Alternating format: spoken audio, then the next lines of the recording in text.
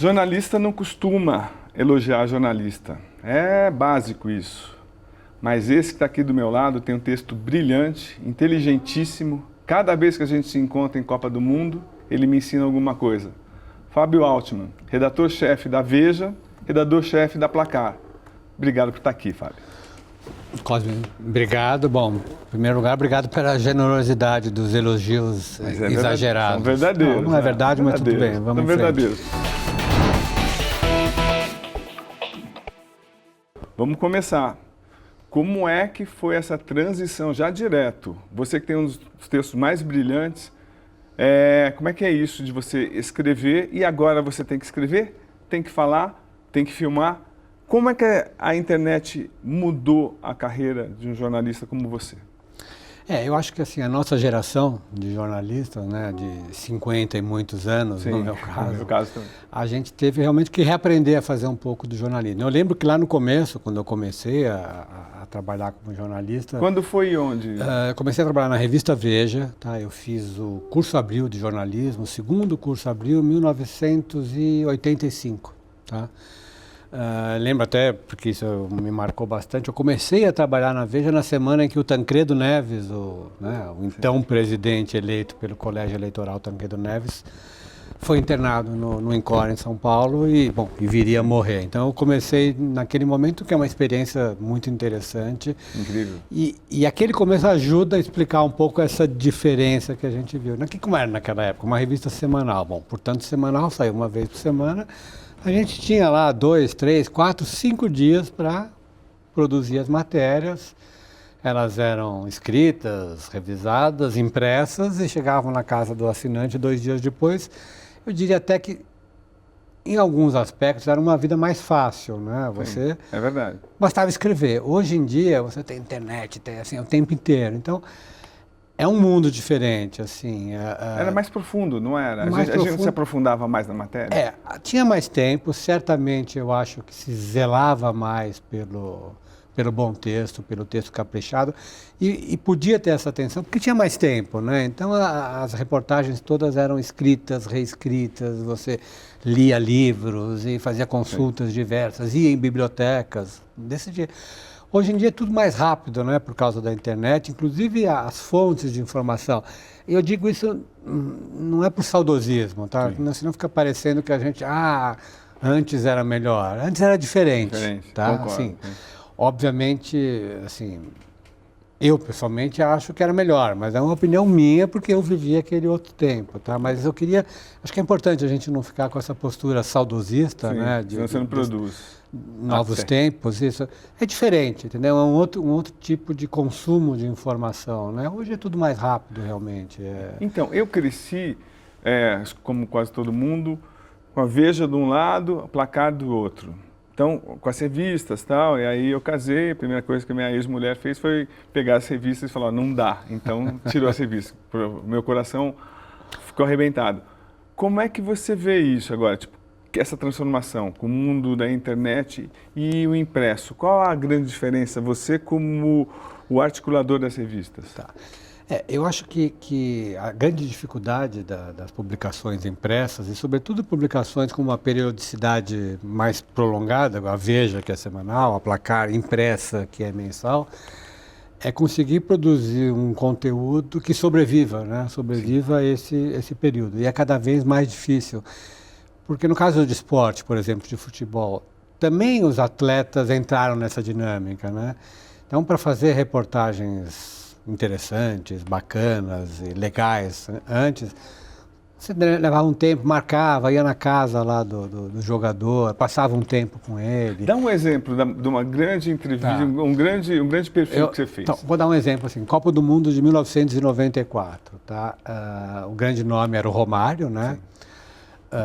Jogava no Barcelona naquela época, então, mas, obviamente, né, o perfil, quem é o grande personagem é o Romário. O Romário e o Parreira. O Parreira também teve uma matéria, mas o Romário.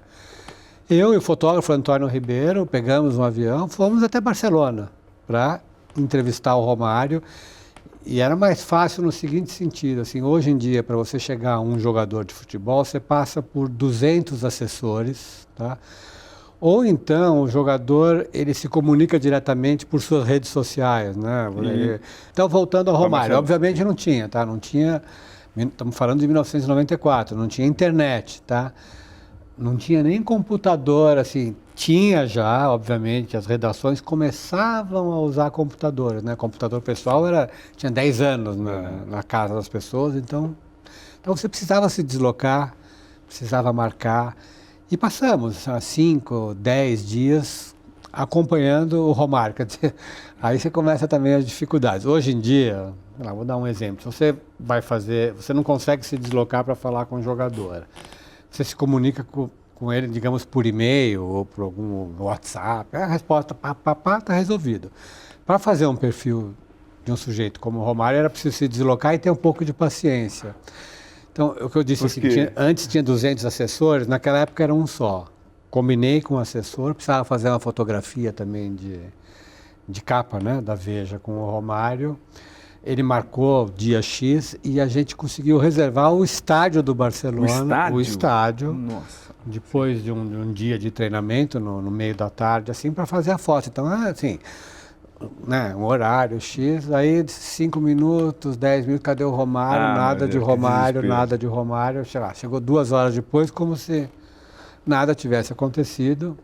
Eu tinha uma camisa da seleção brasileira que eu tinha conseguido para ele fazer a foto que saiu na capa da Veja, com a camisa da seleção brasileira. Ele veste a roupa, naquela época, 94, então o fotógrafo não tinha uma câmera digital, elas não existiam, era filme, né? Sim. Colocava o filme dentro e botãozinho, ia virar. Bom, aí o Romário se posiciona, eu lembro bem, debaixo da trave, né? O fotógrafo se distancia, um fotógrafo espetacular, o Antônio Ribeiro, excelente fotógrafo. Na hora que ele faz uma foto, um clique, fez o Romário falou, acabou, tá bom, né? Só uma foto que vocês querem, e virou as costas. Você tá brincando. E foi embora. Aí, nesse momento, eu falei, o que eu faço, né? Então, você tinha o Romário de um lado, o fotógrafo do outro, fotógrafo irritado, o Romário indo embora. Eu falei, o que eu faço? Quem que eu seguro? Aí eu pensei, bom, o Romário está com um assessor, daqui a pouquinho eu tento resolver lá. Fui no fotógrafo, ele, né, assim, fulo da vida, e me pergunta assim, quem ele acha que ele é? Eu falei, ele acha que ele é o Romário. Então, calma, vai dar certo. Bom, dá lá meia hora, o Romário volta, fez mais 5 fotos e tudo bem.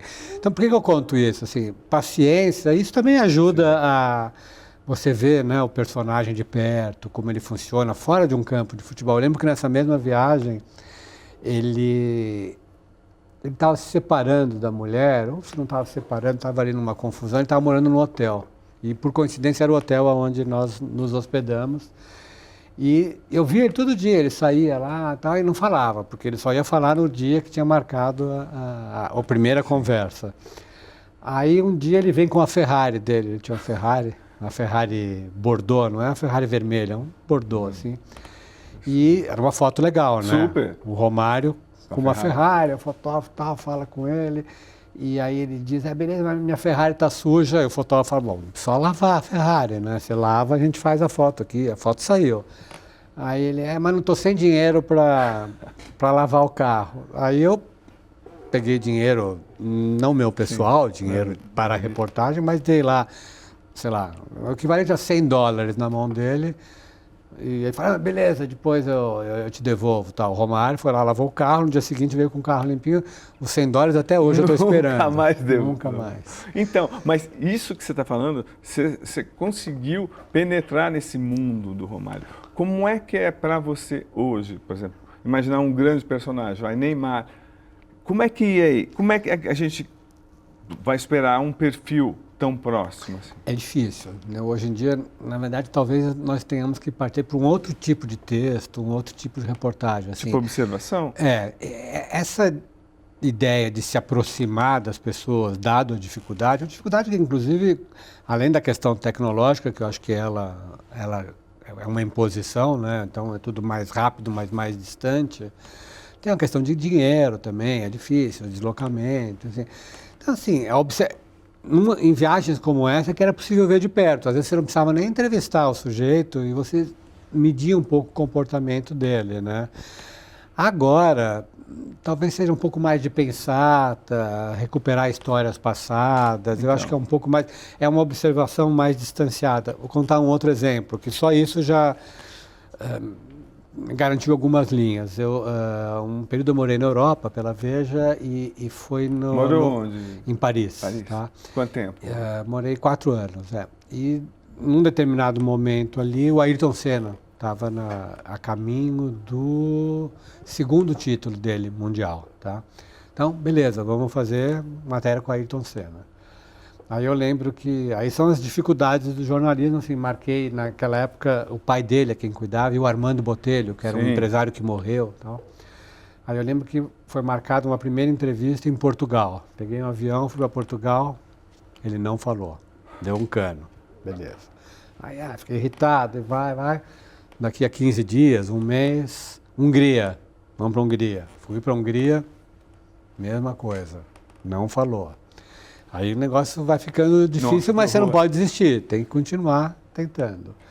Aí, corrida na Alemanha. Aí fui para a Alemanha e eu já preocupado, falei, ele precisa falar, não dá para... Aí o pai falou, vamos fazer o seguinte, então, você vai para o aeroporto, nos encontra no aeroporto, e Heidelberg era a cidade, né, a prova. E aí a gente vai do aeroporto para o hotel, você fala com ele ali 20 minutos, meia hora no carro. Como foi essa situação? Era um carro alugado, o Ayrton Senna dirigindo. Que surreal. E eu do lado falando com ele. Assim, serviu para muita coisa, a entrevista rapidinha, sim, rápida, portanto não muito rica, mas só o fato de poder observar como o Ayrton Senna dirigia numa estrada... Já isso garantiu umas linhas interessantes, né? Assim, óbvio que ele respeitava os sinais, óbvio que ele respeitava a velocidade. E o Ayrton Senna não tinha carro automático, né? Na Fórmula 1 já, mas os carros não. Já passava marcha. Bobagem, claro que é bobagem, assim, mas é um detalhe que ajuda a... E hoje em dia você não consegue fazer isso. Essa proximidade que é inacreditável. Imagina, quem que vai entrar no carro do Lewis Hamilton e ele vai te levar? Então, claro que acontece um pouco, né?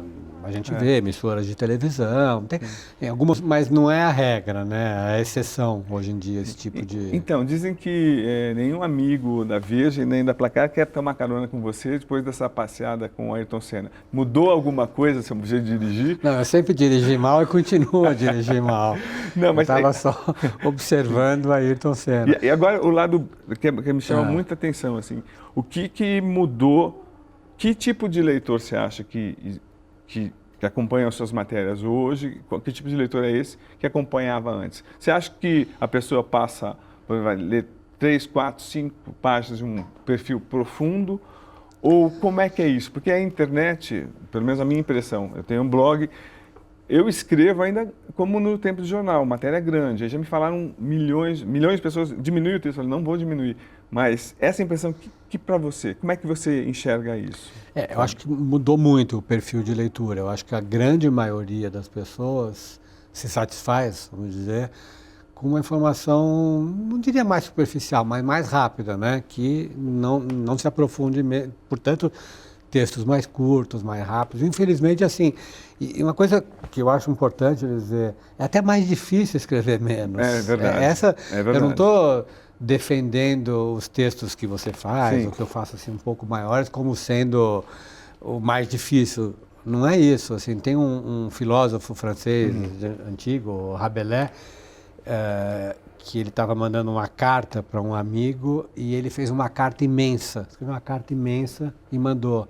E ele pede desculpas ao mandar a carta, dizendo assim, como eu não tive muito tempo, eu escrevi bastante. Como eu tinha pouco tempo, eu escrevi bastante. Perfeito. Entendeu? Porque se ele tivesse mais tempo, ele ia pensar, ele ia editar, ele ia restringir. Como ele não tinha tempo, ele... Então, assim, mudou o perfil e eu acho que, mesmo nós, né, embora nós escrevamos um pouco mais, assim, o modo como eu pessoalmente consumo o jornalismo também é mais rápido. Às vezes eu me satisfaço com um tweet rapidinho, que é uma pena. É uma pena. É uma pena, assim. Embora, assim, é bom ressalvar, tem gente que escreve mais, tem órgãos de imprensa que ainda valorizam textos mais caprichados. Não é que tenha morrido, mas no conjunto eu acho que se dá menos valor. E insisto nisso, assim, é mais difícil escrever menos. Sim, eu concordo. Porque eu também, eu não sei como você, eu gosto de contextualizar, explicar. Então eu escrevo para mim, sinceramente. Eu tenho essa oportunidade de escrever como eu gostaria de ler. Não sei como você faz Não, acho que hoje. você tem toda razão. A gente perde o contexto, né? Se a gente não consegue... Eu tenho a impressão assim, que a internet, ao mesmo tempo que ela obviamente é valorosa e você vai no Google ou outras ferramentas de busca e encontra qualquer coisa, é verdade.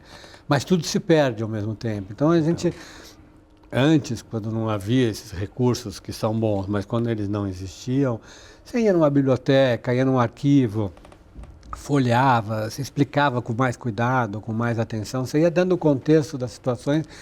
E hoje em dia isso se perdeu muito, assim, então perde um pouco do valor histórico, né? Na verdade, você só recupera o valor histórico quando as pessoas morrem. É triste isso, entendeu? Mas assim, para lembrar no esporte, o Pelé, aí você vai lá, recupera uma trajetória. A Rita Lee, a morte da Rita Lee, assim, pôs para fora um monte de história que a gente tinha esquecido. Não é que não soubéssemos. Não, aí você começa, né? Várias questões de feminismo e a questão de droga e vários assuntos que vão vindo à tona que não deveriam ter sumido antes, né? Perfeito. Pô, então, você me tocou num ponto acho super delicado. Como você acha que a imprensa brasileira, principalmente Veja, cobriu morte de Ayrton Senna, morte de Pelé? Você acha que você tem a consciência tranquila? Pô, olha, fizemos o que tinha que fazer com as edições especiais. Ou que balanço você faz? Então, o balanço que eu faço assim, também insisto que também não é com saudosismo que eu vou dizer agora. A imprensa brasileira, obviamente, né, o Pelé talvez seja o personagem brasileiro mais conhecido de todos os tempos, o Santos Dumont, talvez, que agora vai fazer 150 anos de nascimento, mas do mundo... O Pelé. Não tem, tanto que assim, a repercussão internacional da morte do Pelé é um negócio assim, estrondoso, assim. A título de comparação, uma semana depois morreu o Papa, o Bento XVI, que tudo bem, já não era mais o Papa em atividade, mas foi o primeiro Papa em 700 anos na Igreja Católica que renunciou. É importantíssimo. Importantíssimo. Morreu ali, uma manchetinha pequena nos jornais, 5 linhas, e o Pelé foi um negócio estrondoso no mundo inteiro mesmo. Tudo bem que como o Pelé já estava internado no hospital foi ficando pior. Foi ficando pior. Deu tempo de todo mundo, digamos, se organizar, enfim. Então, assim, claro que foi uma cobertura boa, assim, mas eu achei também, assim, sumiu muito rapidamente, sabe? As revistas deram, jornais, mas aí na internet vai alguns dias e... No caso do Ayrton Senna, como não havia internet ainda, as coisas foram, eu acho, assim, feitas com mais, talvez até com mais emoção, entendeu? Assim... Que foi mais chocante a morte dele. Por ter sido mais chocante, mas acho que ao mesmo tempo, pensando assim no jornalismo, como, sei lá, me parece que a responsabilidade de imprimir e o texto ficar impresso, tal qual acontece nos livros, faz você ficar mais, opa, aqui eu não posso bobear, né? Então as coisas ficam talvez mais rígidas, mais encorpadas. Na internet, insisto, tá? Obviamente, sem diminuir a relevância fundamental da internet. A internet talvez seja mais importante para nós do que o Gutenberg foi. Então, assim, não estou diminuindo. Mas é mais efêmero. Então, como é mais efêmero, você pode corrigir, né, se você erra. Então, a impressão que eu tenho é que nós, jornalistas, a gente vai com menos peso quando vai para uma informação maior na internet do que ia antes. Então, eu lembro que a edição da Veja da morte do Ayrton Senna, que foi uma edição extra, que saiu ele morreu no domingo, né, 1º de maio, a revista foi preparada na segunda, saiu uma edição extra, foi a edição da Veja mais vendida da história. Da história? Sim, ela foi reimpressa, e eu lembro que depois, na edição seguinte da Veja, se contava essa história. Os jornaleiros, né, quando ainda havia bancas de jornal, eles, alguns tiraram xerox da revista e vendiam a xerox. Nossa! Aí que o pessoal da Editora Abril sacou que estava tendo uma procura muito, muito grande, e aí fizeram uma reimpressão e ela foi relançada.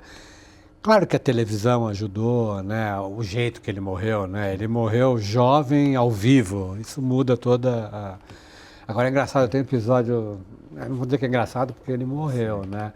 Mas foi em 94, então Nesse período que eu estava fazendo as coisas do Romário. Foi um pouco depois dessa matéria do Romário, Copa do Mundo. Então a gente estava se preparando. Isso acontecia. Se preparava para a Copa do Mundo, você ia viajar, acompanhar os jogos do Brasil. E o Brasil jogou contra a França alguns dias antes, em Paris. Tá? E quem deu o pontapé inicial desse jogo foi o Ayrton Senna. Aí eu lembro que eu estava com um fotógrafo, esse mesmo fotógrafo o Antônio Ribeiro, com quem eu tinha viajado para fazer o Romário, e ele falou, não, o Ayrton Senna, vou te tirar a foto. Eu falei, não importa, quem faz foto do Ayrton Senna, estamos aqui preparando para a Copa do Mundo. E até hoje ele briga comigo, que ele não fez aquela foto, que seria uma das... Foi para todo mundo um dos últimos registros do Ayrton Senna ali e tal. Foi uns 10 dias antes, uma semana talvez. Ele estava na Europa já para depois correr em Imola. Que interessante. Pô, mas agora me lembrou uma coisa, Flávio.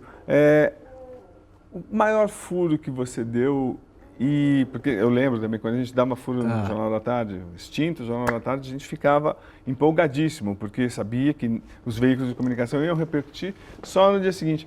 Qual o maior grande furo que você deu da carreira sua e qual a sensação? Tenta passar para quem está acompanhando.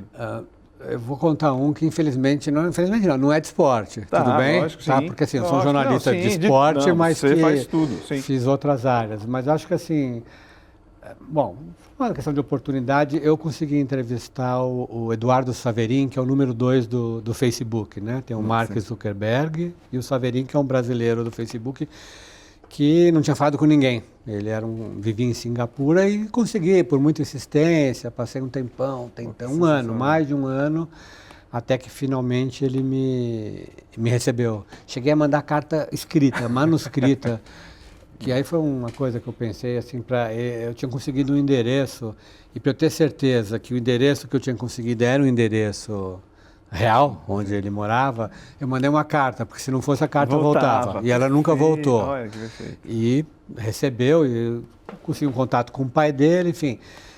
Mas aí por que foi um furo? Assim, bom, tudo bem, nunca tinha falado com ninguém, mas como era do Facebook, e era um período que ele tinha deixado de ser cidadão americano para ser... aí foi viver em Singapura, para fugir um pouco do imposto de renda, da tributação muito alta. Então era um assunto que os americanos estavam muito atentos. E aí saiu na Veja, foi a capa da Veja, exclusivo e tal, e imediatamente foi traduzido para o inglês. Alguém traduziu, acho que foi a Forbes, e aí... Explodiu. Aí explodiu, e aí todo mundo realmente deu, porque estava em inglês. E assim, por que ele conseguia, na verdade? Porque, tudo bem, eu insisti, mas porque uma hora ele fala assim, que bom, eu sou brasileiro, eu tenho saudades do Brasil, embora ele tenha ido embora, ele tinha 12 anos de idade com os pais e tal. Ele falou, eu quero falar em português, para uma revista brasileira, embora, curiosamente, a entrevista foi feita 20% em português, 80% em inglês, porque ele mal falava o português, né? Então, acho que esse foi um furo, assim, mais, assim, que teve uma repercussão maior, porque, enfim, ser... E a sensação? Porque vai de cada pessoa a pessoa. Qual para você? Qual a sensação de dar um furo? Conseguir uma matéria que ninguém conseguiu? Bom, acho que em primeiro lugar é uma alegria, né? É um momento de euforia. Você fala, uau, consegui, né? Porque, assim, é a nossa profissão. Assim, por mais que tudo seja importante, interessante, assim, eu gosto muito do que eu faço, assim, você dá um furo, você, né, na frente dos outros, assim, é um movimento que te deixa feliz, entendeu? Aí muita gente procura e mandou mensagem, é uma alegria, é uma missão cumprida. Então, é isso, é isso. Mas eu tenho uma coisa para contar curiosa que tem a ver com futebol. Então fala, em relação a esse episódio. O furo desportivo. Não é furo desportivo, é nesse furo mesmo, uma história curiosa. Bom, eu sou corintiano, tá? Sim. E com meus filhos, a minha família, tá? Corintiano doente de ir no estádio. A gente vai, não é trabalho não, vai para assistir. Vai, né, pagando, vai pagando, vai para Itaquera, tal. Bom, essa entrevista foi feita em maio de 2012, tá? O ano em que o Corinthians ganhou a Libertadores da América. Eu juro que eu quase pensei em não ir, mas quando ele marcou a entrevista, era o dia que era o segundo jogo da Corinthians e Vasco. Sim, no Pacaembu. O famoso Diego Souza saiu o Diego Souza, que não faz, e aí o Paulinho faz de cabeça no final do jogo. E aí tinha o fuso horário em Singapura, então eu lembro que eu fiz a entrevista na véspera, tá? Então eu tinha a entrevista pronta, mas falando em escrever, dá trabalho escrever, né? Eu tinha uma entrevista que não era só pergunta e resposta, era uma reportagem de umas 10 páginas, ia dar um trabalhão para escrever. Aí eu fiz, tal, na véspera, aí no dia seguinte, 8 da manhã, o jogo lá em Singapura, 8 da manhã, 8, 9 da noite aqui em São Paulo, eu falando com meu filho, tal, não tinha WhatsApp ainda, sei lá, aquela tensão, Corinthians e Vasco, era o que estava na minha cabeça, tá? Aí eu lembro assim que eu parei na frente do computador e comigo mesmo eu pensei assim, bom, se o Corinthians ganhar, eu vou escrever a matéria agora. Se o Corinthians perder, eu vou ligar lá para São Paulo, falar, estou meio atrapalhado, deixar só quando eu voltar para o Brasil eu faço, na outra semana, enrolou e tal. E aí uma promessa para mim mesmo que eu fiz. Aí ganhou. Eu rolava de alegria no quarto do hotel vendo o jogo, mas eu tive que cumprir a promessa que eu fiz para mim mesmo. Sim. E aí fez a matéria. Fiz a matéria com a maior alegria do mundo, porque o Corinthians tinha vencido. Assim, eu estava lá, mas eu estava de olho no... Pois é, porque você ainda continua uma coisa que é difícil, Fábio, com a fantasia do clube imaginário, né? Eu perdi, juro que eu perdi, porque dirigente como age, jogador, sim, mas sim. Eu tenho até uma invejinha branca sua. Mas, e um furo jornalístico, esportivo? Né? Ou alguma matéria que chama mais atenção? Não, foi até um furo, obviamente não teve nessa repercussão toda, mas Não, essa capa do Romário foi muito bacana, né? Uma capa... Né? Era o grande personagem. O grande personagem, difícil e a Veja não é uma revista de esporte, né? É uma revista de outros assuntos, ter conseguido um Romário na capa da Veja, sozinho, é uma coisa que foi... Mas eu lembro que é esporte, mas aí são esportes olímpicos. Sim. Em 1992, aí eu dei uma sorte. Eu estava há muito tempo tentando entrevistar o Juan Antonio Samaranch, sim, que era o catalão ex-presidente do Comitê Olímpico Internacional. E meses também. Finalmente ele marcou, eu lembro que eu fui para Zurique fazer a entrevista. Com gestões marcadas por corrupção, né? Mas os escândalos apareceram todos depois, naquela época não era, enfim... Aí ele marcou, marcou no dia 1, a entrevista era dia 10, tá? Sim. Na véspera, a África do Sul foi autorizada, com o final do apartheid, a voltar ao Comitê Olímpico e foi anunciado que a África do Sul participaria dos Jogos Olímpicos seguintes em Barcelona. Tá? Eu fiz essa entrevista ali em 91. Aí eu dei essa sorte, ele não desmarcou a entrevista e tinha sido na véspera. E aí a primeira pergunta era sobre esse assunto. Aí repercutiu também porque era pela primeira vez o presidente do Comitê Olímpico falando sobre da volta da África do Sul. Então, é que o jornalismo tem isso, né? O jornalismo, obviamente, ele tem a persistência, você sabe. Sim, a sorte. Mas tem a sorte. Claro que a sorte ela é fruto de persistência, sim, mas você precisa... tudo bem, você precisa estar no lugar certo, na hora certa. Aí você tem sorte. Perfeito. E falar em quantas Copas você cobriu e quantas Olimpíadas, Fábio? Copa, acho que 8 Copas do Mundo. 8 Copas. Olimpíada, deixa eu ver aqui, 92, 2000, 2012, 2016, 4 Olimpíadas. E a Hortência falou bem sério sobre esse desperdício da Olimpíada no Brasil, da falta de uma política esportiva do país, porque você pega a China, pega Estados Unidos, pega a Rússia, sempre eles usaram e usam o esporte como uma maneira de mostrar para o mundo poderio, organização, assim, tipo, mostrar o país em si. O que você acha que sobrou na nossa Olimpíada e por que o Brasil não tem isso, Fábio? Então, eu acho que no Brasil falta uma cultura esportiva geral. Talvez um dos problemas seja o futebol. Tá? Eu não estou criticando o futebol, mas como é um país que gosta muito do futebol, sempre muito dedicado ao futebol, à imprensa, aos torcedores, à sociedade, todo o dinheiro, os patrocinadores, tudo é canalizado para o futebol, os outros esportes são abandonados, né? Você pegar, por exemplo, o futebol olímpico brasileiro, né, que tinha aquela ambição, medalha de ouro, aí ganha medalha de ouro no Rio, né, na Olimpíada de 2016, depois ganha novamente em Tóquio, agora ninguém como não tem mais essa busca, até o futebol olímpico perdeu o interesse. Então eu acho assim que todo o dinheiro, toda a atenção é sugada pelo futebol. Então eu acho que tem essa parte e se dá pouca atenção. No caso da Olimpíada que foi feita no Rio de Janeiro, ela foi espetacular, assim, Os resultados. Assim, o resultado e a organização também foi, assim, eu lembro quando foi anunciado que o Rio de Janeiro seria sede dos Jogos Olímpicos, né, 3 ou 4 anos antes, eu falei, mas não é possível, eu ficava pensando assim, não é possível que se consiga fazer no Brasil, né, e no Rio de Janeiro, era o Rio de Janeiro, né, não por ser o Rio de Janeiro, no Brasil, uma Olimpíada de modo que no mesmo horário você tenha 2 juízes no judô, 3 no boxe, na natação, é impossível, não.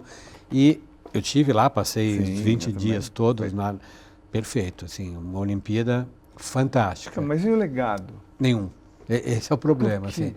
No fundo, assim, tanto o legado do ponto de vista das instalações, que são mal usadas hoje em dia, como esportivo. Eu lembro que tem gente que faz um cálculo interessante, que para você medir o legado de uma cidade que organiza, um país que organiza uma Olimpíada, 2 Olimpíadas depois. Que aí você sabe se de fato o país se fortaleceu e, portanto, virou uma potência olímpica ou melhorou ou não. No Brasil, não, entendeu? O resultado em Tóquio, tudo bem, foi pandemia, muda um pouco, mas agora em Paris, não sei se vai ser tão melhor. E, Fábio, pela sua cabeça, qual a importância de ser uma potência olímpica? Eu acho que, em primeiro lugar, assim, tem uma importância, digamos assim, até educacional, né, digamos assim, para uma sociedade que vê, né, as crianças, os jovens que assistem atletas de várias modalidades se destacando. Eu acho que, né, tem essa... E, sobretudo, quando você casa essa informação com um pouco de diversidade. Por exemplo, a Simone Biles, americana, negra. Ela rompe uma barreira de uma modalidade que absolutamente branca, né, digamos, europeia, e acho que ajuda um pouco nas escolas, enfim. E no Brasil isso também acontece, né, assim, quando você... Bom, tanto que agora a gente teve, né? Quase fenômenos também individuais, né? Então, mas o problema acho que no Brasil é isso, assim, são fenômenos individuais que não persistem, não são duradouros, né? Nas modalidades que não seja o futebol, né? Mesmo assim no tênis, você pega o Gustavo Kuerten, explodiu e tal. Ok, logo em seguida teve lá o movimento, mas... E nada.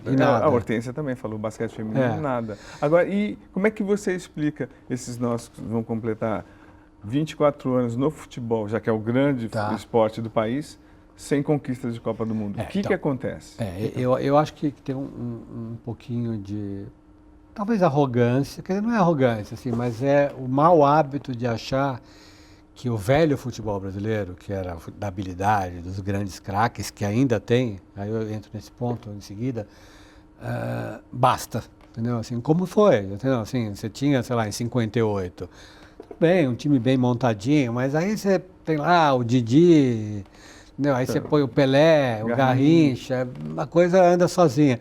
Mesmo em 70, que eu até acho que o Zagallo é injustiçado, tá? Ele é um grande treinador, assim... A gente diz, o Zagallo com aquele time jogou as camisas. Não é verdade, tá? O Saldanha era um grande treinador, montou um negócio muito bem. E o Zagallo também. O Zagallo é um dos mais injustiçados, eu acho, da história, porque não só ele foi um grande treinador, ele está vivo ainda, mas foi um grande treinador, como foi um dos jogadores pioneiros a jogar, né, um ponta mais recuado. Ele 4-4-2. Ele sabia o que estava fazendo sempre, entendeu? Como jogador, quer dizer, os treinadores que o colocaram nessa posição, mas ele... Bom, enfim, então, o que eu ia dizer? Mas aí o Brasil se ancorou, ainda que tivesse um pouco de inteligência na organização dos times, nos grandes craques e achou que isso bastaria. E não basta mais, entendeu? Tem craques no Brasil ainda. Um dos problemas é que eles logo vão para fora, né? Se a gente vê até a geração de 82, um pouquinho depois, não iam, né? Sim. Zico, Sócrates, Falcão... Falcão jogava no Roma. A legislação foi mudando. Foi facilitando, então esse acho que é um problema. E um problema assim, falta ciência, na verdade. Assim, você vai ver o Guardiola, entendeu? É um cara que estuda o futebol, entendeu? E estudar não significa transformar o futebol em algo mecânico, burocrata, não é isso. Ele deixa jogador bom jogar, ele não... Outro dia ele fala um negócio muito interessante, assim, que a questão não é você saber o lance, você saber driblar, você saber passar, é o tempo. Em que momento você vai passar, ele falou, é só isso que eu ensino. Assim, eu não ensino o jogador a driblar, eu não ensino o jogador a correr, eu não ensino nem a se deslocar, ele fala assim mesmo, assim, eu só eu ajudo no tempo. Eu falo, não é a hora de fazer isso, espera 2 segundos. É isso.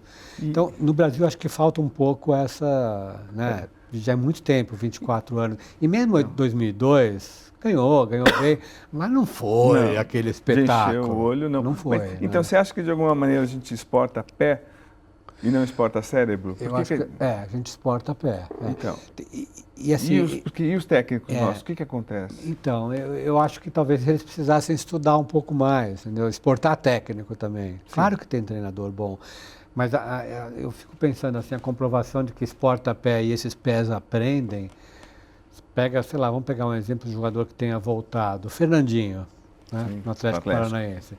É um tremendo jogador, Super. embora com trajetória na seleção brasileira, né, 7-1, tal, um pouco mesmo depois na Copa do Mundo da Rússia, ele nunca teve sorte, digamos, na seleção brasileira. Mas é um jogador que você vê, jogou com Guardiola. Estou dando esse exemplo porque é um jogador que já era muito bom, tá? Eu não estou muito bom, mas não era assim. Aí ele vai, passa lá 10 anos no Guardiola. Você vê ele jogando, é a beleza. E não é a beleza porque ele joga tão bem como jogar, é porque ele sabe se colocar, ele sabe se posicionar, ele tem o tal do tempo Sim. que ele aprendeu. Mesmo assim, o Davi Luiz também é um jogador que, né, não é nenhuma maravilha, né? Ele não é um zagueiro, sabe? Mas ele sabe, ele tem o tempo. Assim, então, o que é isso? Eles aprenderam fora. Até o Casimiro, um caso claríssimo. Eu contei, deu acho que 712 matérias, só que você escreveu, eu escrevi mais 280. E esse tal de Neymar? O que esse Neymar é, afinal, com a sua visão? Porque a gente deposita tanta esperança nele há mais de 10 anos de seleção. Tá. E aí? Então, o que isso significa?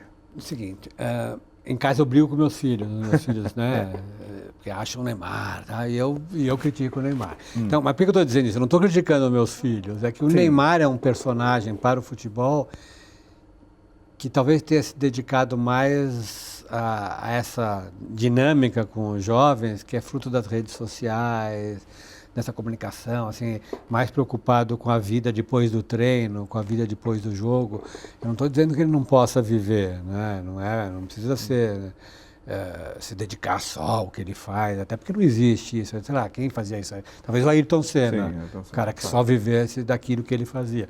Não estou dizendo isso, mas talvez nesta dinâmica do mundo contemporâneo, moderno, o Neymar entrou muito nessa roda viva das aparências. E a nossa dependência dele? 10 anos esperando ele explodir dentro de campo. Porque eu acho assim, ele nunca... Óbvio que ele teve boas participações, mas ele nunca... Em Copa do Mundo ele nunca teve participação fenomenal. E é isso, a seleção brasileira sempre dependeu, porque realmente isso não há dúvida que ele é o melhor jogador da seleção brasileira nas 3 Copas do Mundo em que ele participou. Sim. Claro que sim. Mas fica essa dependência até psicológica. Se a gente lembrar na Copa do Mundo de 2014... Lembra, ele se machuca contra a Colômbia e aí contra a Alemanha, né? O jogo seguinte é contra a Alemanha. Os jogadores entram em campo segurando não sei se é uma bandeira, né? Uma faixa. Neymar, estamos com você. Tudo bem, bonito, aí tudo, que emocionante. Mas era a hora, naquele momento, era uma semifinal de Copa do Mundo, né? Não estou dizendo de jogar o Neymar fora, mas de abandonar a Neymar dependência nesse sentido psicológico, e falar, aqui é um jogo que agora tá... assim, mal comparando, mas é parecido o que aconteceu na final de 98 com o Ronaldo Fenômeno, quando ele se machuca, os jogadores, aí entra o Edmundo, né?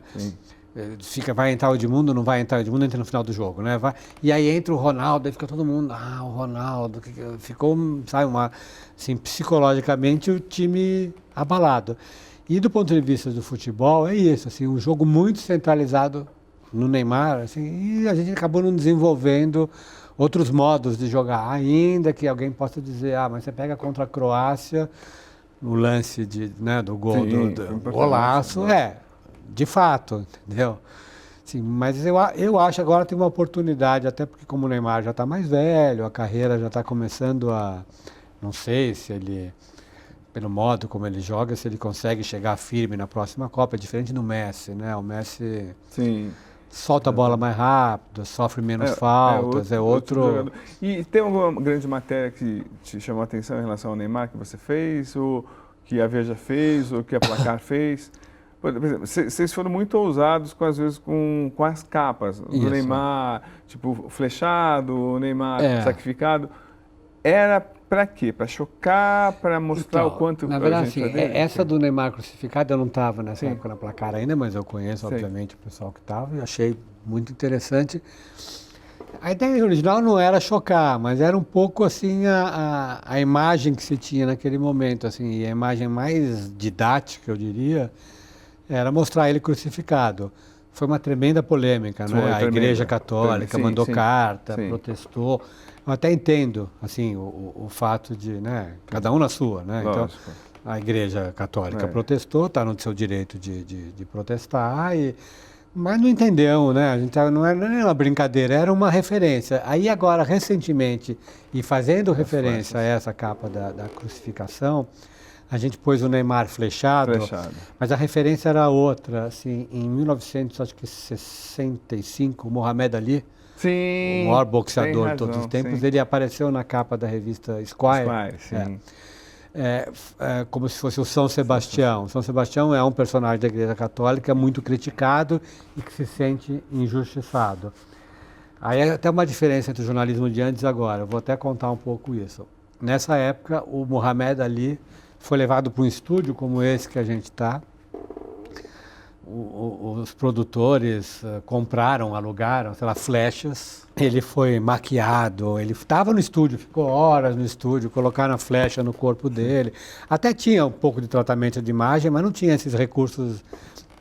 Enfim, tá? Foi feita a foto dele. E se você pesquisar, a gente olhar no Google e tal, a gente vê a foto sendo feita, tá? Ele chegando. Essa do Neymar que a gente fez, que era referência explícita.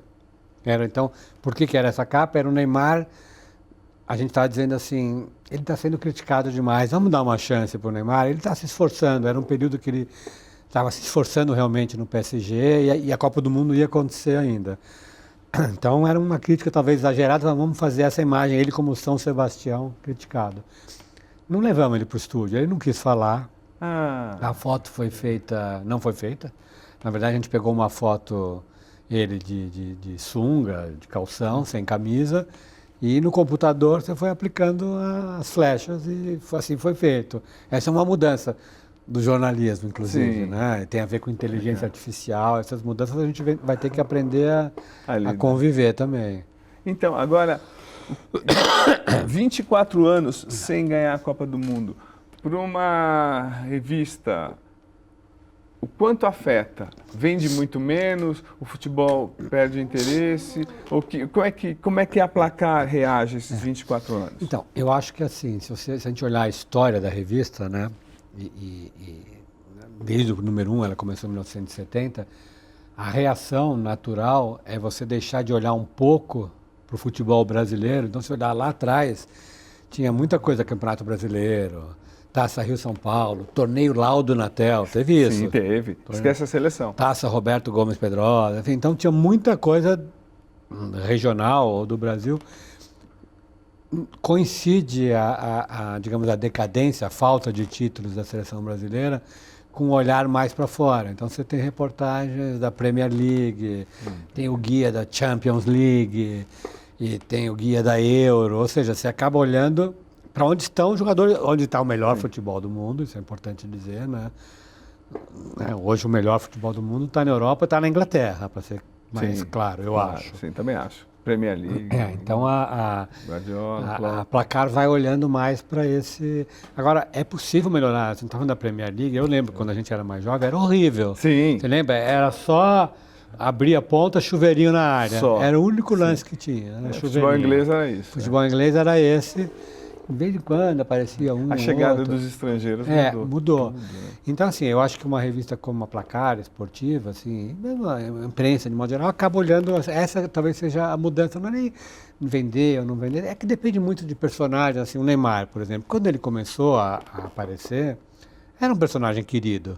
Sim, né? é verdade, Claro, muito protegido pela imprensa, por todos nós. Muito, Neymar, pai, e assim foi, né? Campeão pela Libertadores no Santos, era um personagem carismático. Super ainda é, tá? Eu não, assim, é que aí a vida dele extra-campo foi gerando ali manchas ruins e aí a imagem e o tempo vai passando, entendeu? Ele assim, ele não é um cara que tenha cultivado a sua carreira para na idade em que ele está continuar diferente do Messi, entendeu? O Messi também foi perdendo, né? O Messi foi para sua quinta Copa do Mundo e ganhou só na Sim, quinta Copa do Mundo. E eu acho que é um personagem que ele foi com cuidado, tal, foi indo, soube dar os passos certos, assim, até do ponto de vista da Argentina, né? É muito comparado, né, como se fossem, e são polos antagônicos, o Maradona e o Messi. Nessa Copa do Mundo agora, ele deu um jeito de se parecer um pouquinho mais com o Maradona, vai, aí xinga lá um jogador no vestiário, né, faz uma brincadeira aqui, briga com jogadores da Holanda na margem do campo, assim, posturas que o Maradona faria brincando, e o Messi nunca fez. E era um outro personagem. Então ele soube, acho que, conduzir a carreira melhor do que o Neymar soube, tenho essa impressão, né? E agora, essa coisa da transição da imprensa. Se a gente pega, eu trabalhava num grande veículo que era o Jornal da Tarde, acabou, Jornal de Esportes, Gazeta Esportiva, enfim, vários órgãos impressos deixaram de existir. Como é que você vê isso como jornalista? Você acha que é a chegada da internet? É ruim? E é engraçado quando a gente pensa que na Europa o jornal ainda continua com a sua importância. Como é que você vê com a sua visão global que você tem? Eu acho, Cosmo, que talvez tenha uma mistura um pouco com a sociedade como ela é. Assim. Parte do fato de nós aqui no Brasil lermos menos é porque as pessoas leem menos. Tá? Então, em alguns países da Europa, você vê que na França, por exemplo, tem um jornal esportivo muito importante, o L'Équipe, que ainda hoje é... E na Itália, a Gazeta dello Sport, né? Na Inglaterra você tem jornais de esportes, revistas e tal. É um pouco também da formação da educação, da sociedade. Então acho que não dá para tirar o esporte desse contexto. Mas ao mesmo tempo, e aí é inexorável, não tem muito o que fazer, a não sei se adaptar. No fundo, a dinâmica da internet, a velocidade combina com o esporte. Eu acho que assim... No domingo à tarde, está lá um jovem querendo saber quanto foi o jogo São Paulo e Corinthians. Ele quer saber naquela hora quanto foi o jogo. Vai esperar o dia seguinte. Não vai esperar, assim. Eu lembro, você deve ter feito isso, a televisão lá atrás, nos anos 70, não era como hoje, né? Passava todos os jogos ao vivo. Tinha jogo que não passava, passava um jogo só. E como não tinha TV aberta, você não conseguia ver. Eu lembro que eu ficava à tarde, eu desligava o rádio, e aí era só o rádio, porque não tinha internet, e falava para o amigo, eu não quero saber quanto foi, não ouvia o resultado do jogo, para de noite assistir o videotape como se o jogo estivesse acontecendo ao vivo. Não, inacreditável. Eu também inacreditável. Fazia isso. Hoje em dia nunca você vai, entendeu? Você nem consegue sobreviver a isso. Você quer saber na hora, os amigos estão falando, então... É assim, a dinâmica da internet, ela combina com o esporte, assim, com futebol, com basquete, com todos os esportes. Né? Então, eu acho que é uma questão de adaptação e aproveitar bem. É diferente de, sei lá, crítica de cinema. Você não precisa dessa urgência toda. Você pode esperar. Você pode esperar para ver. Você pode ver o filme, depois você vai ler, ou o contrário, ler e depois ver o filme. Mas eu acho que o esporte, então, no fundo, é isso aqui, né? Nós estamos aqui no R7, você não está... Porque precisa ser... Sim, ágil e também, por exemplo, essa entrevista nossa seria, tipo, longa, ia pelo menos umas 4, 5, umas 2 páginas enormes de JT. Agora, hoje em dia, não mais. E assim, outra coisa também, as pessoas consomem no momento, na circunstância que ela quiser. Então, sei lá, as pessoas que estão nos vendo aqui, né? Estão vendo no celular, em casa, no ônibus, não está na frente da televisão no horário X, né? Isso mudou muito. Mudou muito. Então, vou até cometer uma inconfidência aqui. Na Copa do Mundo, bom, a gente sempre se cruzou, nas 2, 3, então. E aí eu te vi todo bonitão lá, com a câmera filmando o movimento. Eu lembro da polícia lá do Catar, eles no primeiro, já na final, já mostrando qual é a família. Então, eu queria que você desse a sua visão, como é que a gente fez para sobreviver? Porque, assim, por exemplo, se algum estudante de jornalismo tiver a sorte de acompanhar essa entrevista, não sabe como foi a gente com o bloquinho, com a máquina de escrever, as dificuldades do telex, a loucura. Conta isso da sua visão, como é que foi a sua evolução e a sua sobrevivência? Tá. Bom, então assim, como eu já sou mais velho... Um ano. Então, assim, só para ter... No começo era máquina de escrever, né? Sim, então era papel, sim. a máquina de escrever. Essas cenas que a gente vê em filme americano de jornalismo, tem cada vez menos, que é o repórter editando para alguém na redação. Isso você deve ter feito. Fiz muito. Fizemos, não tem... Então, isso mudou, era uma dinâmica. Aí, acho que a nossa geração pegou bem essa transição. Então, eu falo por mim, com alguma dificuldade, eu tenho, estou ainda aprendendo a mexer com esses outros recursos, né? De publicar num site mais rapidamente, de fazer uns vídeos esse que você se referiu na Copa do Mundo, é porque... Que todo mundo faz. Todo mundo faz e tinha lá um contrato X da Placar, sim, que precisava publicar X pequenos vídeos durante a Copa. Então, modernidade, então né? Precisava fazer. Embora, assim, eu vou te dizer, eu lembro que na Copa anterior, 2018, eu falo muito dos meus filhos porque eles gostam de esporte e tal. Aí estava começando esse negócio de stories do Instagram, e eu lembro que eu fiz uma, tá, selfie, eu falando. Aí um deles me liga e fala, pai, isso tá ridículo, não faz isso. Aí eu aprendi, eles tinham razão, que estava meio ridículo eu aparecendo, né? No story. Porque não combina, sei lá, é uma coisa mais jovem, mas eu não deixei de fazer. O que eu deixei foi de virar para a câmera para fazer selfie, e aí eu fiz várias mostrando a cena, mas sem que eu aparecesse. É um jeito. Sim. Não, os jovens fazem isso, né? Nascem hoje em dia sabendo. Já olhando para fazer isso. Mas assim, mas é difícil esse aprendizado. E você falando dessa Copa do Mundo, a última agora, no Catar, quase que você tem que usar outra região do cérebro. E talvez tenha estudo que diga isso. E volto a insistir, eu não estou fazendo um juízo de valor qual região do cérebro é a melhor, tá?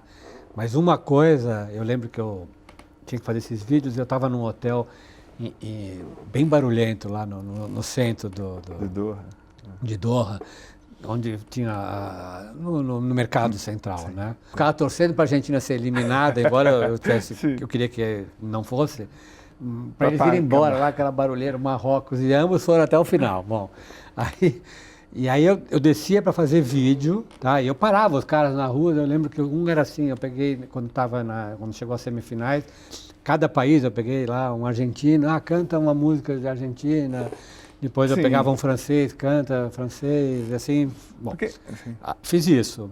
Aí editava, peguei lá um programinha de editar, mal e porcamente, eu editei e mandei. Aí eu tinha que fazer isso, aí eu tinha que parar para escrever para Placar e para Veja. Nossa. Aí é outra, assim, só para descrever isso que é difícil. É outra coisa, não é que é difícil, é outra coisa. Linguagem, é uma outra parte do cérebro, parece. É isso, então é difícil assim. Mas, né, você está falando de estudante de jornalismo, talvez as novas gerações tenham que saber tudo isso ao mesmo tempo. Sim. E, no fundo, Cosme, a gente teve a sorte de não precisar. A gente, no começo, verdade, a gente só escrevia, né? Entrevistava, verdade, gravava, escrevia. Aí, bom, tudo bem, você faz aqui, né, um programa, mas antes não tinha. E a internet, a pressão da internet é uma loucura, né? Com os cliques. E aqui, como eu já te falei conversando, eu escrevo hoje uma matéria a favor, elogiando um jogador, tenho 10, 15 mil acessos. Agora, se eu escrevo criticando o jogador, 170. Isso é bem claro, para mim é meu dia a dia isso. Então a gente tem que segurar isso, porque é uma pressão pelo clique assim, que já entra na sua cabeça. Sim, sim. Mas eu não queria deixar passar essa entrevista sem não falar das mulheres. A redação do JT, eu inclusive, a gente era muito machista. Chegava uma mulher para escrever sobre futebol, falava, não, de jeito nenhum, esporte, não, pelo amor. E aí foi difícil, mas aí a gente foi se adaptando, eu fui me adaptando, eu fui vendo e agora valorizo demais. Eu sei a luta que elas enfrentaram para chegar até aqui. Como é que você viu isso, essa chegada da mulher jornalista esportiva? É curioso, eu vou até fazer um comentário, assim, melhorou muito a presença, mas falta muito ainda. Vou te dizer por que eu estou pensando isso. E aí, eu falando da Placar, a Placar até já fez um meia-culpa e já pediu desculpas recentemente na capa do Robinho, agora, né, dessas denúncias dos crimes cometidos pelo Robinho e tal. Porque a Placar lá atrás, eu posso dizer isso porque, bom, pediu desculpa e quem fez são amigos meus, mas era outro tempo. Era uma revista machista até não poder mais, assim. Foi a primeira capa da Placar com uma mulher como jogadora de futebol foi agora, 2019, a Marta. Antes, assim, era absurdo, assim. Pra você ter uma ideia, teve uma matéria eu acho que de Copa de Confederações, e que em vez de colocar 4 jogadores que iam jogar, eram 4 torcedoras. Nossa. Assim, de biquíni. Entendo, assim. Era a visão que a gente Era a visão que tinha. Tinha uma que era da juíza, o nome eu não lembro. E a matéria era sobre ela, mas ela estava de biquíni, assim, uma capa assim, absurda. A gente fazia isso no jornal também, infelizmente. Absurda. Então, isso foi superado, isso não se faz mais. Aí eu insisto, a Placar já se desculpou desse passado, né? Mas eu insisto isso, os jornalistas que fizeram são caras absolutamente corretos, tá? Era só que naquele tempo... Era o contexto. Era o contexto, se autorizava a fazer, não estou justificando, não poderia ter feito, mas ainda bem que o tempo passa e as coisas melhoram. Então, é melhor, mas acho que falta muito ainda para chegar num ponto ideal, né? A participação feminina, tanto do ponto de vista de jornalistas, que é verdade, sim, tem cada vez mais, né? Eu lembro uma que a gente ouviu outro dia na Placar, que é o Renato Gaúcho, na praia, sendo entrevistado por uma repórter grávida. Foi um escândalo. Sim. Incrível. Hoje em dia isso sim, acho que... É verdade, passaria. Sim. Mas agora a gente já está... A Marta Esteves. Nossa, sim, nossa, eu conheço. E ela é muito ativa, muito né? ativa, super. E ela foi entrevistar grávida, o Renato Gaúcho, e essa foto saiu na carta ao leitor, foi um escândalo, porque como assim... Então, mas olha o mundo como é. Isso mudou. Então, a gente já está caminhando aqui para o final. Por mim, eu ficava 3 horas aqui, mas olha. Então, eu queria saber que você passasse como é que assim, essa rotina que a gente vive, essa pressão, esse trabalho todo. Eu tenho 37, você tem 38 anos de carreira. Como afetou você individualmente? Família, vida, filhos. Como é que é isso para você? Assim, a profissão de jornalista, como muitas outras, tá? Não estou dizendo que só jornalistas, mas médicos e outras várias profissões, ela depende muito do que acontece, né, no calor da hora, e você acaba tendo que abandonar, né, um pouco a sua vida pessoal em nome da... Mas eu vou te dizer, Cosmo, que assim, talvez um aspecto positivo da pandemia, tá? Óbvio, positivo é exagero, mas assim, uma mudança importante, relevante da pandemia, que mudou um pouco essa estrutura. No fundo, aí vem a pandemia, todo mundo vai para casa, né? Passa a trabalhar do home office. Agora que a pandemia já, né, não acabou ainda, mas evidentemente já está numa fase mais tranquila, né? Em que é possível trabalhar fora e tal, se descobriu que não é preciso estar o tempo inteiro, você pode trabalhar... Sim. No que se chama de home office, é que eu não gosto muito dessa expressão home office, você pode trabalhar de casa, de qualquer lugar, no celular e tal. Então, dá para conviver um pouco, entendeu? No fundo, assim, as perdas que a gente tinha eram um pouco de uma dinâmica que tinha um pouco, assim, claro que a gente sempre trabalhou muito, mas tinha um romantismo que eu não sei se era totalmente necessário. Entendeu? A gente estar no lugar, ficar esperando. A gente ficava, eu lembro em Oswaldo de la Ferrer, lá na Copa de 98, a gente ficava sentado na calçada, somando tudo, a gente somou de brincadeira, a gente ficava 9 horas sentado na calçada. Esperando acontecer alguma, em frente à concentração do Brasil. Então, se você pensar, assim, transfere isso para as redações, né? A gente ficava dentro das redações de jornais, de revistas, sei lá, 15 horas... Dessas 15, 10 esperando alguma coisa. Esperando um repórter chegar da rua, esperando uma informação ser anunciada na televisão, esperando alguém escrever, esperando você mesmo a fazer, assim... Então, e aí na nossa vida, pelo menos eu digo isso, quando eu parei para dar uma olhada, eu sou filho único, a minha mãe é viúva, eu olhei para minha mãe tinha envelhecido, eu não vi minha mãe envelhecer. Aí eu vi meu casamento ir embora e eu falei, mas... tô aqui como jornalista. É muito maluca essa relação. É quase uma troca, Talvez, infelizmente. é porque assim, a gente depende muito dessa dinâmica, né, das Sim. coisas acontecendo e você tem que estar presente, mas eu acho que talvez nisso a tecnologia tenha ajudado, entendeu? Você pode estar fazendo uma outra atividade, sei lá, com o celular na mão e resolver ali. Sim. Acho que nesse aspecto a tecnologia pode ser... Mas consome, né? Não, Pra gente consome. dar uma notícia, a gente tem que esquecer do É mundo. uma atividade, assim, embora, eu insisto, assim, não estou querendo diminuir a nossa profissão, Não, que sim. aliás gostamos muito, mas Não tem médico. eu acho que talvez sim. em outras profissões diversas, as pessoas talvez tenham essa mesma sensação. Eu estou justificando isso porque eu vi uma entrevista antiga do Nelson Rodrigues. Ele fala uma frase assim, solta, acho que foi no Pasquim, ele dizendo, você quer viver tranquilo, da boa, vai ser jornalista esportivo. Falei, cara, eu vou matar. Ele tinha um irmão. O que é? Não é possível. Mas então é isso. Eu acho que Aí, vai acompanhar os times, vai ver como é. Talvez, bom, como ele era muito irônico, talvez ele estivesse sendo irônico, assim, no sentido...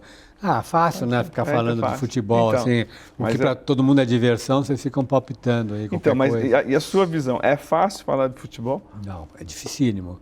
Assim, até assim, o tipo de jornalismo que eu faço com futebol, com esporte, é diferente do que você faz, do que outros fazem de comentar. Eu conto uma história ali, por acaso é de esporte, entendeu?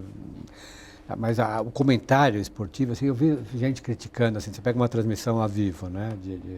E aí ninguém fica batendo, tá falando bobagem. Quero ver uma pessoa segurar 90 minutos e tendo que falar, né? Tendo que falar do futebol. E fazer comentário inteligente o tempo inteiro, né? Porque não pode ser comentário burro, tem que ser inteligente, né? É dureza, assim, eu acho difícil, imagino que seja dificílimo, entendeu? Então, na verdade, essa ironia que faz o que fez o Nelson Rodrigues não é o contrário. O contrário, entendeu? exatamente. É muito, muito. E hoje em dia, mais difícil ainda, porque como as informações circulam muito, as pessoas sabem, leem, entendeu? Sabe o que o Guardiola está fazendo lá no Manchester, sabe o que está acontecendo aqui e ali, não adianta ficar falando qualquer coisa. E eu estava lendo, então, eu jogar Brasil e Croácia, eu estava atrás, queria fazer um perfil do Modric, né? Não era assim uma coisa tão profunda, aí eu vejo um texto brilhante, né? Da sua autoria. Eu queria que você contasse a história do Modric e como é que foi fazer essa matéria. Bom, tá. Isso que você está referindo, assim, como eu disse, assim, como eu sou jornalista não só de esporte, né, de outras atividades, eu estive em Sarajevo, em 1992, durante a Guerra Civil, tá? Enfim, então acompanhei lá durante uma semana. O horror. O horror. Guerra Civil, negócio assim, bomba caindo, realmente foi bem terrível. E eu lembro, assim, aí tem a ver com futebol, até a matéria que eu fiz na Veja eu terminava com isso. Tinha uma quadra de basquete perto do hotel, onde estava um hotel que tinha sido bombardeado, estava inclusive pegando fogo, os andares altos ali, mas controlado e tal. E nos andares baixos ficavam jornalistas. Esse era o estado do hotel. E aí tinha uma quadra de basquete, aí eu andava na rua para entrevistar, e nesse dia tinha umas crianças e uma pessoa, um profissional da ONU, que estava ali de coisa de órfãos, de guerra e tal. E eu fui conversar com ele, falei que era do Brasil, e aí ele me falou a seguinte frase, essa frase que eu pus na matéria, ele falou assim, se o Pelé viesse aqui, parava a guerra. Pelo menos teria uma trégua de 2 dias com... E ele falou isso e me pediu. Falou, você pode pedir para o Pelé? Nossa, olha a importância. O pedido eu cumpri, eu falei com o assessor do Pelé, que falou com o Pelé. Obviamente o Pelé não foi, porque questão de segurança, mas enfim. Então, o esporte ficou na minha cabeça, estava lá na matéria. E o Modric, obviamente, é filho dessa geração de croatas contra os sérvios, né? Eles eram amigos. Então, a história do Modric é um pouco essa história. A história de um menino croata que na infância convivia com a antiga ex-Iugoslávia, quando tem a Guerra Civil tem o racha, e tem que se esconder no interior, e o avô era soldado, etc, etc, etc. Bom, então essa vida de um menino na guerra.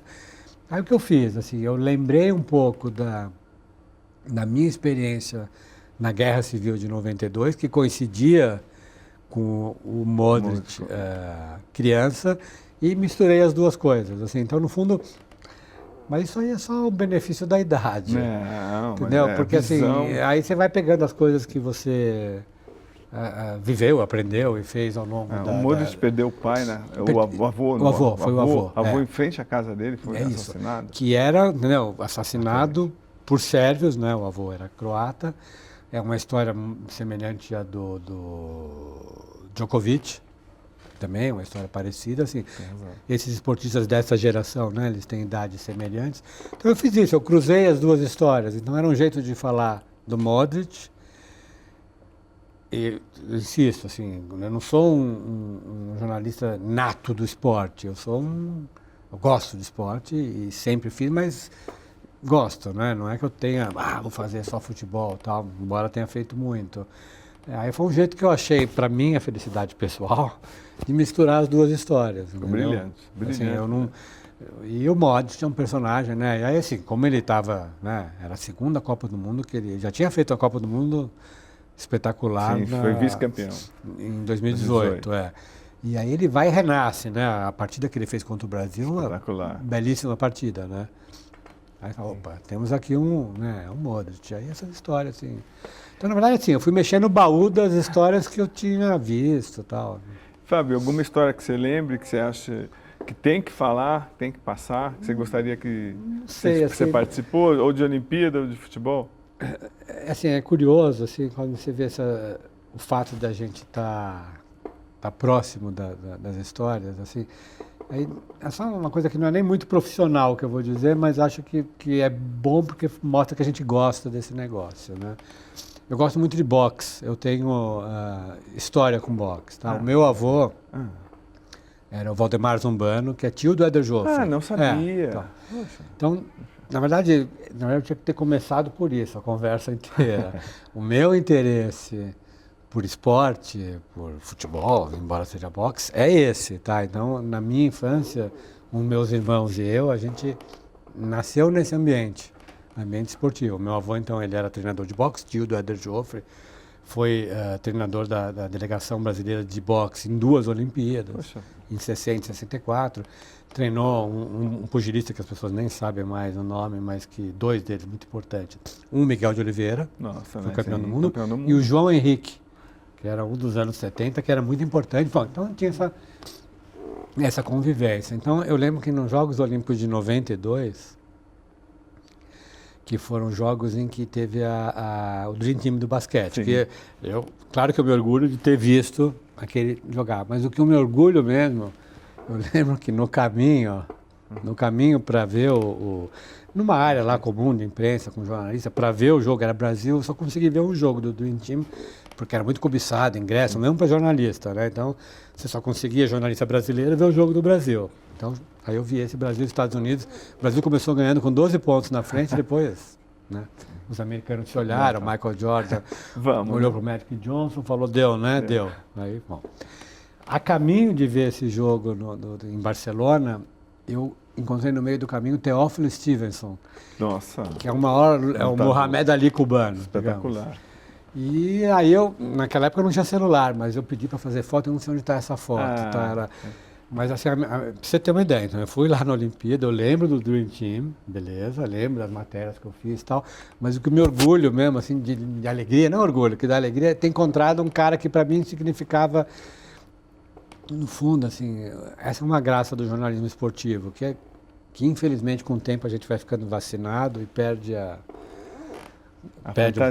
fantasia, mas essa fantasia de você poder chegar perto de cara grande que você na infância. Eu lembro a primeira vez que eu vi o Pelé, eu tremia.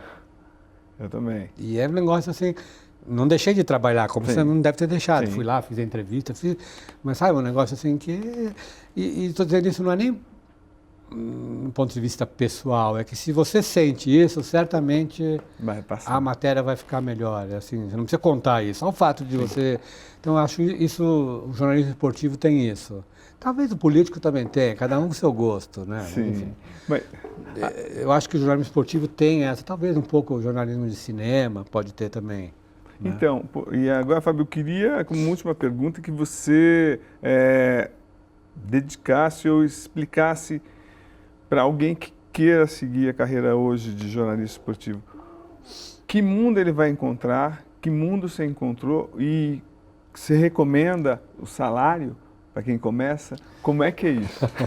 O salário, acho que infelizmente está baixo. E hoje em dia ele está mais baixo do que Quando nós começamos, quando a gente né? começou. Sim. Os salários assim são mais achatados, talvez em outras, talvez não, com certeza em outras áreas também. Mas aconteceu isso. Bom, a primeira coisa que eu recomendo, assim, que eu acho que é para tudo na vida, é ler, né? Ler matérias antigas, ler livros de esporte, sair lendo, porque o melhor modo de aprender, não só escrever, a aprender qualquer coisa, é ler, né? Então, acho que essa é a primeira.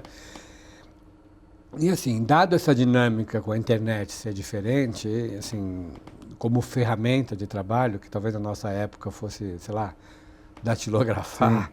Então é legal aprender, não estou dizendo aprender a postar, não é isso, mas essa dinâmica né, eles chamam de ecossistema digital, é importante saber, né, o que é mais rápido, o que precisa subir aqui e ali. Então, você ter essas ferramentas, esses instrumentos de trabalho junto com a leitura, aí, assim, eu fico imaginando, eu vejo alguns jornalistas jovens muito bons, o cara que sabe isso é o craque na rapidez, no Instagram, no Twitter, no Facebook, na rede, sim, e leu, né, e tem umas referências, puta, esse aí é o sujeito que, opa, aqui, né, o profissional de jornalismo que interessante. E tem muita coisa boa, não precisa ler coisa nova, pode ler coisa lá para trás também, assim, e não é nem só, aí não precisa ler só esporte, né, assim, ler o Machado de Assis, ler o Hemingway, ler o Nelson Rodrigues, as crônicas do Nelson Rodrigues de futebol, assim, né, são maravilhosas. Vai lendo que, assim, como em qualquer atividade, né, eu acho que, sabe, até os grandes gênios começaram assim, né, na pintura, o Picasso. O Picasso copiava o que os artistas que vieram antes dele tinham feito, até que uma hora ele falou, bom, agora eu já sei fazer sozinho. Aí faz o que fez. E mesmo para escrever, assim, não pode ter pudor nenhum, sabe, de copiar mesmo, assim, de não plagiar, sim, né, mas se inspirar. Eu acho isso bem, acho importante. Qual que foi sua referência? Você lembra? Assim, eu lembro quando eu li essas crônicas do Nelson Rodrigues, que obviamente eu não li quando saíram, sim, né, eu sou mais jovem que isso, mas foi um negócio de falar, uau, entendeu? Óbvio que a gente, né, não alcança, porque era uma facilidade de escrever, das ideias, das imagens que ele fazia, mas eu lembro que isso me fascinou muito, muito. E eu lia muito jornal, assim, eu adorava o Jornal da Tarde, adorava. Esse Jornal da Tarde de segunda-feira, do Caderno de Esportes, era um negócio assim, que eu lembro adolescente, tá? Óbvio que depois, depois adulto também, tá? Mas na adolescência... Jepe Maia desenhando. Era assim, e eram umas sacadas, era um negócio todo assim... Eu lembro de coisas assim do Jornal da Tarde, eu lembro, aí já não era adolescente, mas eu não era, 78, era adolescente, tinha 16 anos. A famosa capa do Jornal da Tarde era o Palmeiras contra o Internacional. Mococa? Assim, era né, para as pessoas, era o Internacional do Falcão, do Carpegiani, mas do Falcão, e o Palmeiras tinha o Mococa. E aí era manchete, né? Acho que no dia era até manchete, não era nem do esporte. Sim. Era Falcão ou Mococa. Aí o Falcão destruiu naquela noite, né? Sim. Destruiu. Aí no dia seguinte, no final da tarde, com humor, Falcão, é claro. Era Foi uma sacada da Falcão brilhante mesmo. Então, assim, eu estou contando isso, não é literatura, é jornal. Assim, infelizmente, no final da tarde não existe mais, né? Sim. Mas tem outros jornais aí, dá para ler. Mas então, isso para deixar claro, assim, às vezes um veículo de comunicação pode mudar a vida de muita gente, pode, tipo... Sem dúvida. Eu também, eu virei jornalista pelo Jornal da Tarde, quando eu tinha 12 anos, eu li o jornal e falei, é isso que eu vou fazer da vida. E agora, o que você gostaria de deixar, assim, para o mundo? Fala, olha só, quem leu Fábio Altman, que mensagem, que missão que você tinha, você está cumprindo a missão que você acha que você... Se eu estou cumprindo, eu não sei, assim, mas eu acho que assim, o mais importante como jornalista, né, nós jornalistas, é procurar ser o mais correto possível, assim, que é difícil, né? Na vida é difícil. É muita tentação também. É ser honesto, ser correto, saber os seus limites. Eu acho que isso é o mais importante. A gente vai aprendendo algumas coisas, assim, eu lembro que tinha um tabu lá na Veja, uma época, assim, isso é até um segredo, mas eu acho que conto isso porque isso é positivo, tá? Fazia, sei lá, entrevista de páginas amarelas, né? E, bom, fez... Aí um dia, não vou falar os nomes para não... Assim, lógico. Um diretor, um dia me falou, uma dúvida, eu precisava submeter a entrevista que eu tinha feito para... Vou até contar quem era, o Gilberto Gil, tá? E ele falou, o menor problema, pode mostrar para ele. Aí eu levei um susto, falei, mas não é proibido? Eu falei, se você for entrevistar um sujeito que você quer que seja preso, um bandido... tudo bem, obviamente você não vai mostrar. Mas o Gilberto Gil, você quer que ele passe uma mensagem para a sociedade, é uma coisa a quatro mãos nesse sentido, né? Eu falei, então mostra, não tem problema nenhum. Assim, eu estou contando isso porque assim, isso um cara mais me orientou em nome da correção, entendeu? Ele não, assim, tinha um tabu que tem ainda, Sim. mas como? Jornalista não, eu não deixaria. Estou aqui na Torre de Marfim. Sim, é verdade. Você tem que maltratar as pessoas que você ouve e tal. Não é verdade. Então, em nome, naquele momento, de uma correção, uma rápida adaptação, claro que tem um risco, que ele podia muito bem falar para mim, o Gilberto Gil, não gostei, exatamente, quero que você mude. Tinha esse risco, mas aí você avalia. Eu sabia que não tinha, na verdade, né? Estava falando com um cara que eu sabia que não tinha esse risco, né? No sentido de tão seguro de si, que tudo que ele falou. Não tinha a menor hipótese dele se arrepender de ter dito alguma coisa. Ele falou, tira isso. Não existia essa hipótese. Então, tanto que não aconteceu nada. Mas eu achei legal, assim, sabe, assim, um passo que aparentemente não parece muito ético, do ponto de vista da profissão, né? Como assim você vai mostrar? Mas do ponto de vista assim, humano é absolutamente correto. Assim, eu fui orientado a dar um passo que parecia um pouquinho torto, mas para um fim melhor. Assim. Pô, não, perfeito. Eu acho que assim, esse tipo de coisa, mas a gente vai aprendendo aos poucos, vai desaprendendo. As tentações são enormes. Né? Vender mais, chamar mais atenção, manchete, mas hoje em dia, assim, clique. Eu faço isso, tá? Estou dizendo porque eu também me vejo fazendo isso. Algumas vezes você faz umas chamadas assim, com truque. Sim, para chamar mais atenção. Para chamar mais atenção, né? Truques nem muito feios, truques às vezes bem bobinhos, assim, do tipo, descubra o que disse o Vinícius Júnior e você não sabe o que ele falou, sei lá. Aí você é obrigado a clicar em vez de colocar a aspa do que ele disse.